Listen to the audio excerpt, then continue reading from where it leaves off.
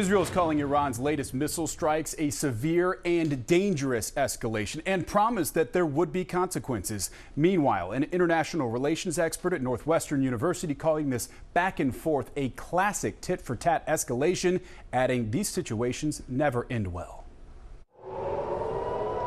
Dozens of missiles flying in the night sky over Israel. Iran taking responsibility for the attack, saying it targeted Israel in response to the killing of several top Hezbollah leaders. Israel was able to intercept the vast majority of these missiles with some American support, and very few of them fell and impacted Israeli territory.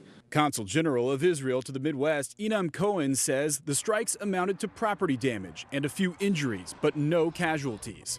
Cohen says that does nothing to detract from the seriousness of Iran's attack. We measure the Iranian attack not by the impact that it had, but by the intention that they had. And the intentions were very severe. And Israel is going to respond strongly to this attack. This promise from top Israeli officials now leaving the rest of the world to speculate about the potential for wider war across the Middle East. What we've got are the extremists on both sides that are driving for escalation, thinking that that helps them in their political position. But of course, the costs along the way are terrible for the people who have to live in these places under the threats of these missiles going in all directions. Ian Hurd is a professor at Northwestern University. He says while it's impossible to characterize the feelings of an entire population, war is generally unfavorable. But the vast majority of people have no interest in participating in this kind of violence.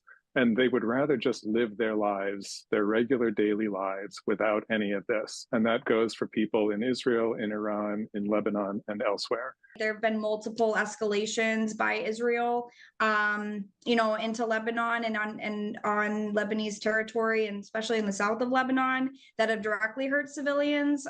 So I don't think anyone should be surprised by this. And it's also important to keep that in context, that this just didn't happen out of nowhere. And here locally, Chicago police sharing with ABC7, while there are no specific threats of violence, they plan to pay special attention to places of worship. CPD says it plans to increase its presence to make sure people of all faith communities are safe and, more importantly, feel safe. Watch breaking news on YouTube. Subscribe to ABC7 Chicago Eyewitness News.